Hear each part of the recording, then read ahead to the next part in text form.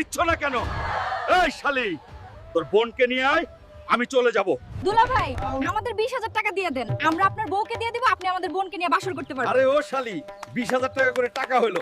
ওই কাজী, বিয়ে পড়াবি নাকি? আমার বউকে এমনিতেই নিয়ে চলে যাব। বাবা হাল্ক, আজ থেকে আমার মেয়েকে তোমার হাতে তুলে দিলাম। বাবা, আপনার মেয়ে যে কথা, আমার মেয়ে তো একই কথা বলে। সারাদিন শুধু ঘুম আর ঘুম। যা, বাজার থেকে একটা বাইম মাছ কিনে নিয়ে আয়। ঠিক আছে মা, যাচ্ছি। মা বললো বাজার থেকে একটা বাইম মাছ নিয়ে আসতাম, কিন্তু আমার কাছে তো একটা বিড়ি খাওয়ারও টাকা নাই। যাই নদী থেকে একটা বাইম মাছ ধরে নিয়ে আসি। এর চেয়ে আর কি ভালো ভাই মাছ হতে পারে? কিন্তু মা যদি খুশি না হয় তাহলে তো আমাকে জারু পিটা করবে।